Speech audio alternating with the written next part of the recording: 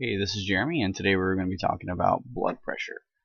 So to give you some context about what we're looking at on the picture right now, what we have is we have the right ventricle right here. We have the left ventricle right here, and you have your ascending aorta, your aortic arch, and your descending aorta. You have your brachiocephalic artery, and you have your subclavian artery right here. And then what happens is your subclavian artery actually is going to supply your axillary artery, which is going to supply the blood flow to your arms. And so for the purpose of this, we're going to be looking at our left arm. And then you have your axillary artery. It breaks down into your brachial artery, which then breaks into your ulna and your radial artery down there in your forearms. Your ulnar artery is going to be on your left side, or the same side as your pinky. And your radial artery is going to be on the same side of your arm as your thumb. So whenever we're referring to blood pressure, we're really going to be referring to what is occurring in the left ventricle. So your blood pressure is composed of two different numbers. You have a number that is produced during contraction, and then you have another number that is produced during the relaxation of your heart. Okay, and so this contraction phase that is going to be called your systolic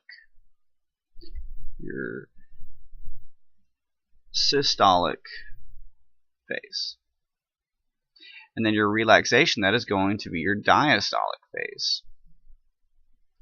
Okay, so again, your systolic phase that's going to be a contraction. Diastolic phase, that's going to be your relaxation.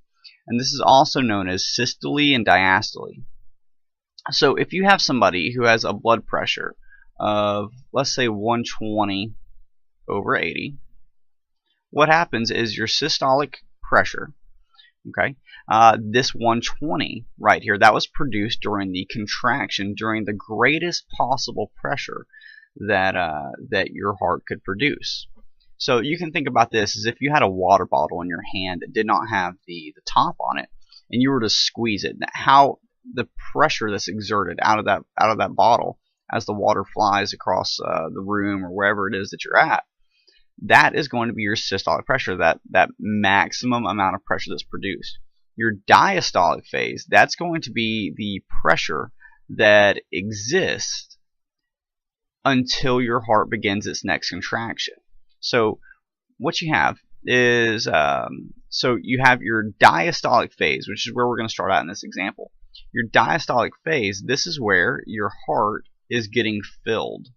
Okay, so your left ventricle is getting filled with blood during the diastolic phase. And then what happens, as soon as your heart contracts, the blood that is right here in your left ventricle, it gets sent to the rest of the body. Okay, it gets sent through all your other arteries, it gets sent through your subclavian, your axillary, it gets sent to literally everywhere in your body to make sure that perfusion is occurring. Now, what your body also has to deal with, though, is there is pressure that exists inside of your aorta to begin with. Okay, and this is going to be referred to as afterload. Okay, so afterload is the pressure that exists in your aorta that you have to pump against.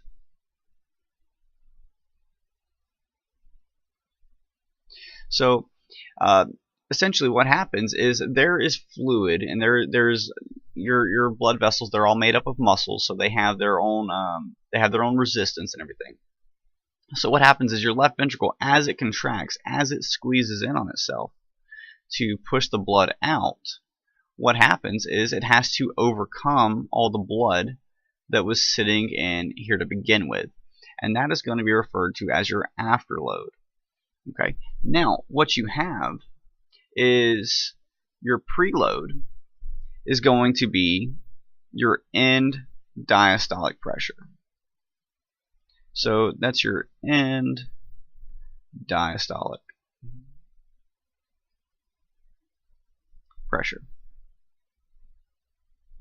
Okay, and so what this is remember that during the diastolic phase, or during diastole, your ventricle is getting filled with blood.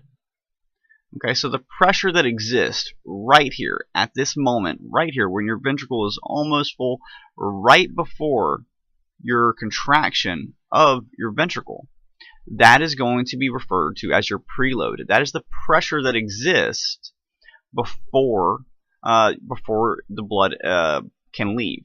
Okay, and you need to think of preload as a prerequisite. So preload is a prerequisite for cardiac output. So what you have is, if your heart, it does not have any fluid inside of it, if your left ventricle does not have any fluid, any blood inside of it for it to be able to pump out, you're not going to have any cardiac output. Which, remember, your cardiac output equals your stroke volume times your heart rate. So what you have is your stroke volume. That is this right here. This is what is contributing to your stroke volume. Okay, and your heart rate is going to be how many times does this contraction actually happen a minute. So the big things to understand right here is that your contraction phase, that is going to be your systolic pressure. That's that 120. So if I have somebody with a blood pressure of 210, then their systolic pressure, this contraction, is resulting in a pressure of 210 mmHg, which stands for millimeters of mercury. Okay, and then so during the relaxation, during this preload area, okay, let's say that we have a diastolic pressure of 100. Now both of these numbers are high. Okay, so before my heart began its next contraction, 100 millimeters of mercury, that was the amount of pressure that was inside of my heart at the time that this next contraction occurred. So remember, afterload is the pressure in the aorta that your heart has to pump out against. Okay, and your preload, that is your end diastolic pressure, because your diastolic phase, it takes a little bit. And so what you have is this pressure that exists right here. Okay, all that is your during your diastolic pressure before that contraction occurs. If you do not have any fluid filling up your left ventricle before it contracts, then you're not going to have anything to send out. So your stroke volume is going to be very low, which means that your cardiac output is going to be low. Okay, and remember that your cardiac output needs to be between about 5 to 6 liters per minute. All right, and the pressure that exists right here in your left ventricle as it contracts in your aorta, and it's going to be a direct reflection of everything that is in your other arteries. So whenever we get a blood pressure on somebody's arm, we are having a direct representation of the pressure that has exited their left ventricle to give us our numbers, our blood pressure of 120 over 80 or 210 over 100. So the big things to remember about this is just remember your systolic phase, that is the contraction. The diastolic phase is going to be the relaxation.